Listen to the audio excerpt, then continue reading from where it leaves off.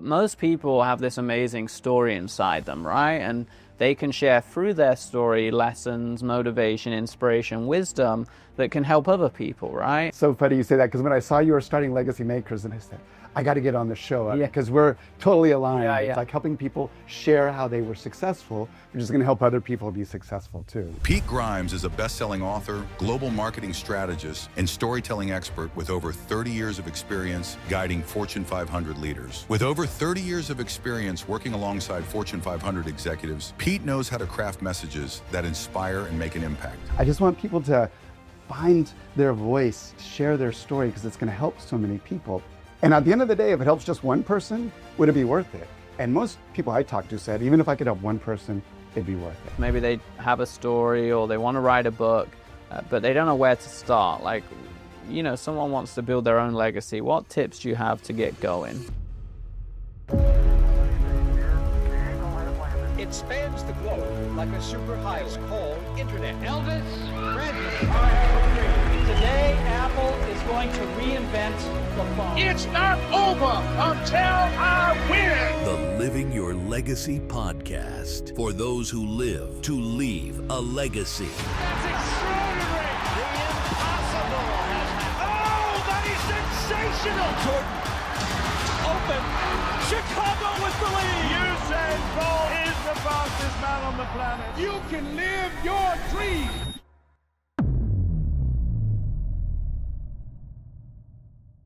Hello and welcome back to another podcast. We're here with Pete talking about how he helps a lot of executives, entrepreneurs take their story and everything they do and turn it into a book, and then uses that as a core piece for all of their marketing to grow their business. Pete, welcome to the show. Thank you, Rudy. I really appreciate it. I'm excited. Yeah, it's going to be a fun day. You're here, you know, obviously you've got your main episode coming out, and this podcast is maybe a setup for that. So if someone's watching and they, you know, they're interested in what you do and how you help, you know, create these books and marketing machines, do you mind giving a bit of an overview? Yeah, so I'd like to say that it's the easiest way to become an author, expand your impact, and strengthen your legacy. So what I do is that there are a lot of people who have a great story, and they have they suffer from imposter syndrome or analysis paralysis, which is worse. And you know, there's also that writer's block, which is there are all these things that stand in the way from people sharing their story. And I believe that everyone has a story to share. Oh yeah. And there's this golden information. You can't take it with you.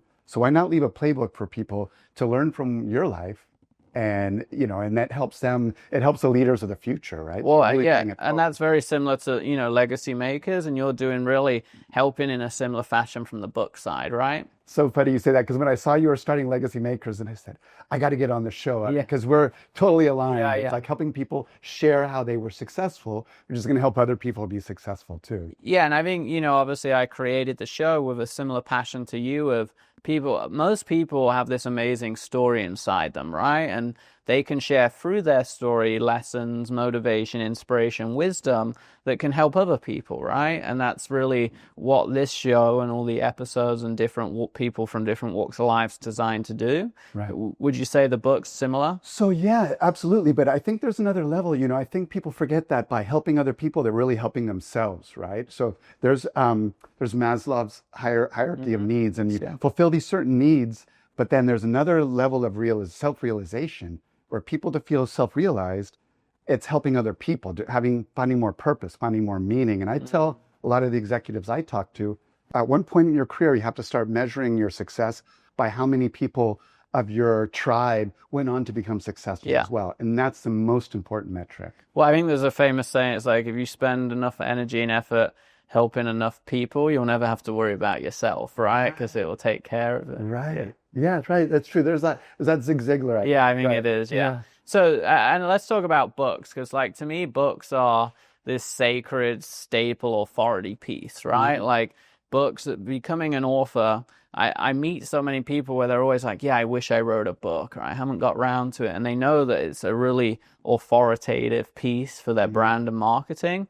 Why do so many people want to write books, but they don't do it? It's a great question. I read in a New York Times article, and they're saying 81% of the U.S. population wants to write a book. What percent? 81%. Wow, 81. Right. And how many people do it? I think it's 1 or 2. Yeah, and the other 20% probably watch Netflix all day, right? Just forget. They lose the passion. I think what it is, and I'm talking to people, the idea of writing a book sounds like a tremendous effort. Yeah. And so I've created a system, and you probably do the same thing. Any entrepreneur wants to solve a problem, right? And so you list the problems they have, and one of them is analysis paralysis, one of them is imposter syndrome, and all these things. And the other one is just losing, how much time is it going to take?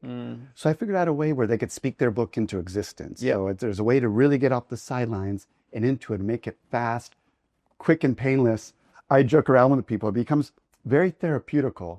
It's a lot healthier than drinking, and it's a lot cheaper than going to a psychologist. Well, I've heard that about, people that do write the book. It's like almost a journal or a diary, right? And they get to get it all out. And so how does that summarize the process if I wanted to? So, I think one thing I wanted to mention as well is that, it's not just the book in this formula, right? The book is the beginning. Yeah. Because the book is just getting your idea. So we start out by, it's what I call the 3 M's. It's like message, mission, and mindset. Everything begins with a mindset, right? You have to have a healthy garden and grow healthy things. Otherwise, the weeds get in there. That lizard brain gets in your way, right? And that's what happens to a lot of these writers. Our lizard brain gets in the way. No, don't do that. That's dangerous. Stay in your comfort zone. Yeah. And really, growth comes from being outside of your comfort zone. That's evolution, pushing. Yeah, totally. Human beings are always pushing it a little further. That's how we exist today, and we're not in the Stone Age, right? Totally. We're the slowest animal, the weakest animal, but for some reason, we got ahead, and that's why. So talk me, the book, obviously there's a lot that comes after the book, but say someone's listening and they're like, Pete, you finally inspired me to get this done. How do they get started? Okay, it's really simply, you have to clarify your message first. Okay. And then that message becomes your purpose, your why, as Simon Sinek says. Once you know your why, that's going to help you stay motivated, which is really key. The next is then having a smoking hot outline. I like to say that outline then becomes your script. And so what we do is we create bullet points, which include, resources, information, reports, articles. So you're not talking just to talk. You have actually resources and facts behind it. Then your stories, your personal stories that it relates to. Create a bunch of bullet points, sound bites, and you have that outline that's ready to go. And then you spend a weekend talking your book into existence. And I tell people that they don't need to be alone. A lot of people have this idea they have to be a Hemingway and be, suicidal and, alcoholic and get into fights and struggle for years and years and years trying to get their next book. It should be fun, enjoyable, therapeutic. Once you have the outline, you speak your book into existence. The average book now could probably do in 4 to 6 hours. Yeah. I mean, I've done some books, and I think it's like anything, right? It's like learning to ride a bike seems complicated, then you do, and it becomes habit, right? And I'm sure you see it. Like a lot of people, once they go through the first one, do they write many books after? It becomes easy, right? You take off that genie's bottle, right? Open up the genie's bottle. Yeah, and so that's really the key. And I think that it's really important to differentiate between having a ghostwriter do it, you're going to have the same interview, but then they're going to walk away and come back with the story, their interpretation of the story. But when you're really telling your story, it's in your own voice, literally and figuratively, right? And so that's important. And it is your seal of approval. And I think that one thing the other elephant in the room is AI. People are writing books and like, I'm just going to have AI do it. But I mean, people who are doing this, again, this self-realization, these are successful people. They want it to be their own book. They want it to be their own masterpiece, right? And to do it, strictly through AI, then that's not them. Yeah, and we use AI a lot in our business, and we actually tested it with books, and to me, it never the same, right? It's kind of like the book, it maybe works for an email or a blog post or a social post, but for a book, it's like, the right book is like a painting, a custom painting on your wall, whereas an AI is like a photo print, stock image print, right? Yeah. So, and a book, something, that you want to be proud of, I think, and you want it to really be the authentic you, and that's why I don't think AI is at a place to do that yet. Right. One thing I do use it for, though, and we have different tricks because I want to speed up the process for my customers, and one of the things we do is a book really should be a step-by-step for people behind you. Yeah. What is the lesson? They want to start from point A, get to point B. And how do you do that? So you could, kind of brainstorm with AI, which is good. And we give scripts and prompts and make it really easy. It helps for the outlines. finding resources. And sometimes we've done worksheets off the back of a training with AI, like, like it can be great for the accessory things. I was talking to someone the other day, that like the great writers, Michener and Grisham, they have teams of researchers. Yeah. They're doing this all the time. The good news is you don't need that team any longer because you could get that yourself. And so I just want to put it into context. And, throughout history, people have had scribes as well. Yeah. And so it's not cheating to record it, because everyone's had scribes before. And so I just want people to find their voice, share their story, because it's going to help so many people. And at the end of the day, if it helps just one person, would it be worth it? And most people I talked to said, even if I could help one person, it'd be worth it. Well, and let's just talk about the post part of the book quickly. I think a lot of people are overwhelmed by the writing part, but then also equally overwhelmed by what happens once they've written it, right? So how complicated is it? Like, say I've got my Google Doc of my book. Like, is it really that scary to then publish it and sell it? Well, that's a great question, and I tell people that even if you don't ever publish it, it's still worthwhile, right? It's a legacy for your family, like, your kids, your grandchildren. How did you do what you did? How did you get to where you are? And you don't have to be, create the cure for cancer. Yeah. Some people feel like they don't have a story because they're not in the headlines of their local newspaper. There's so many valuable lessons, people I like to call everyday superheroes that are doing amazing things, like our parents, our coaches, our teachers, our bosses and managers. Yeah, and they all have lessons and wisdom and experience, which is invaluable, right? Right. So to answer your question more directly then, so you have your book, and from there, and you're a whiz at this, you could repurpose all this content. So you have this content, and we do it in such a way where some of them are interviews while you're going through your book. So you have, these videos as well. Yeah, great. And you could take extracts from your book and parse it out and turn that into a marketing machine, a content marketing machine. It's really important too, because, one thing they know as Forbes and all the major magazines and business journals are reinforcing the idea of authenticity, and like you can't sell just to sell to someone. You have to be authentic. And when you write a book in your own voice and you have all this material to work with, even if you never publish a book, the next speech you give, the next presentation you give, the next conversation you have with someone on your team is so so like spot on. Yeah. And it's, your mission, your message, and your stories, and you have the resources and the sources to quote and cite. It makes it a lot easier, even if you don't publish it and go to that. Love that. Yeah, I know this has been great. Like, just really learning the process and debunking, I think, a lot of the concerns and, limiting beliefs people have around the book. And I love the fact that, 80% of the world want to write a book and 80% can, right? Like, Right. it's not that, it's not that complicated. So let's just, I want to talk a little about you still and your journey and your story and your legacy. So how did you get here? What's your story and all this? So that's great. No, I grew up in San Francisco. I was born in San Francisco, living in a city, even though as small as San Francisco is compared to New York or larger cities, still has all the things cities have. And we are really independent. We're out all day with kids, riding our bike all over town, just be back home before dark. No cell phones, nothing.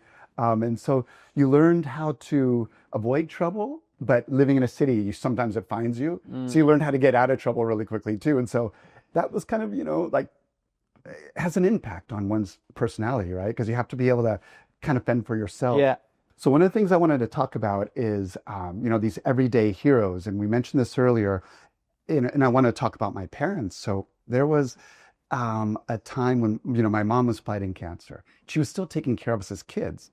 And that's one of those mama bear things where they lift up a burning car because the kids inside and they find the strength. And she had that strength. And when she did pass away, which was 40 years to the day today, actually, on the day of this filming, my dad brought us together and he said, "We're still fine, my brother and sister and I." And that was my dad saying, like, keep it together. We're going to keep it together. And those are those everyday superheroes. And we have those people all around us. And this has been my mission too, that, there'll be struggles, there's no playbook for life. The good news is we can write our story, right? And that's what I want to do.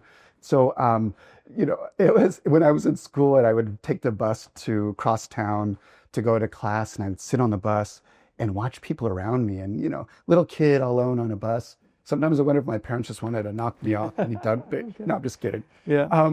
No, but I would just look around and look up the faces of these people, make up stories, and it's kind of fun. Yeah. And I was in a creative writing class at the time, and turns out when I graduated, this is elementary school, I got a prize for the writing prize, creative writing. Wow.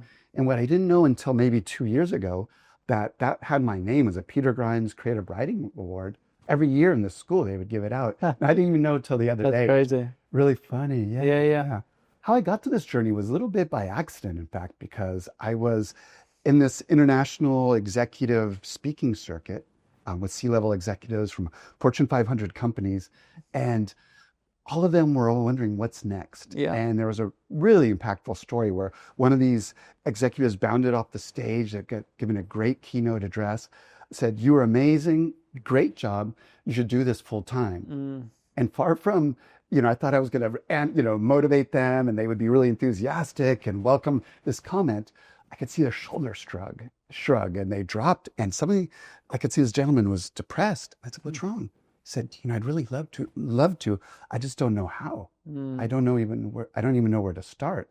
So he sauntered off. I like to say he probably went to the bar to end the sorrows, but it was really early in the morning still. Yeah. But it was a couple minutes later, I had an epiphany. I was thinking, wow. I mean, it was painful for both of us to go through this experience, but I realized I could help him. I'm a marketing executive, been doing it for years. Help him find his message, and then help him expand his message and get reach for his message. I didn't ever find this particular person again, but I started finding other people who wanted to do this. So that was the catalyst for all of this. Wow, that's cool. Yeah. And then what about, obviously you'll talk about it in the episode more, but the legacy for you, like what do you want that to be? So we kind of touched on it earlier before. It's that how many people's lives can you impact positively? Yeah. I mean, we're all here in this planet, to live together, work together, play together. And, I think that there's so many stories out there. If there's ever a time we need stories to bring people together, it's now. I mean, the whole world is super polarized, And at the end of the day, we do want to care for our families. We do want to care for our brethren, right? And so a lot more that brings us together than divides us, basically. Love that. And someone's watching, they're inspired by this. Maybe they have a story or they want to write a book, but they don't know where to start. Like, someone wants to build their own legacy. What tips do you have to get going? So first and foremost, being clear that they have a story to share, right? That their story is valuable. Because that's the purpose, that's their why. Yeah. And that's going to be the beginning. On my website, we'll share it later, I guess, is that I have some activities. And one of them is just, if you think about, many of these leaders have had these conversations hundreds of times with people in their inner circle about coming to them for advice and them just giving them their insights. And they don't even have to leave their room. Like they could do it in the car on the drive to work. Replay these conversations in their head where they talk to people who came to them for advice, and what did they tell them, and how that felt to see that person took that advice and did something with it, and how that made them feel, both of them. And that's one of the exercises I talk about. And so once you do that, you realize not only do you have a message, but you have an audience. Yeah. Now you're realizing that it landed well for this particular audience, and you're off to the races at that point. I love that. So last couple of questions. What are some things they're going to learn from your episode or take away or be inspired from your episode? That's great. So, legacy is about creating a ripple effect. You help one person who's going to help another person who's going to help another person. Yeah. And that's really going to make the difference. That makes it, I don't want to oversell it to say you're going to be immortalized, but really in a way you are. The same way my dad said, we're still 5, people can impact your life and you still carry that strength in them. And it's the same with, your leadership teams, the teams that you have. But it's the cool thing to think about it is this way, is that if you're a leader, you have the choice of staying silent and not helping your team. Many people don't do that. Letting someone else coach them. And a lot of times that could be a mistake because we don't all agree which is the best way to do certain things. And if you are very clear that yours is a better path to follow, you owe it to these people to share it with them, And lastly, if you see that you feel satisfied and you see the results of impacting your inner circle, how cool would it be to expand that impact? right? To make that, to dozens or hundreds or potentially millions, right? To get your message out there. And then that exponential effect, that ripple effect that grows in exponentially as these people are going to be kind of motivated by your goodwill by paying it forward as well, so. Love that. Yeah. Last question. If people they want to start the process with a book, they want to learn more about you, maybe they want to do one of these exercises to start flushing it out. Where do they find you? How do they learn more about you? So I was very creative in my website name. It's called PeteGrimes.com. Yeah. I spent a lot of time thinking about that. I used AI. It was tremendous. PeteGrimes.com. Yep. Same name for LinkedIn. That's have a lot about always posting content on LinkedIn. But on my website, I show videos. I show cheat sheets. I have a tool that's called the Busy Executive's Quick Start Guide for Writing a Book. So you even go through the exercises, how your outline will start to look. Obviously, it's a quick start guide, so you're not going to download a PDF and have your book done. There's some work that's required. But what it does is it gets you off the sidelines, and that's the thing. We talked about that Hardest before. part starting, right? Hardest part is starting, and getting out of your comfort zone. And so this has been my life, is, understanding that, like we talked about this before, evolution means dealing with struggles, dealing with obstacles, and how you deal with them is a real question. And turning your mess into a message is really important, right? So that's kind of what I like to do, and tell people that that they should do that. Everyone has a voice. Everyone has a message. And even if it helps just one person, how satisfying would that be? Even if it's for your family, a family heirloom.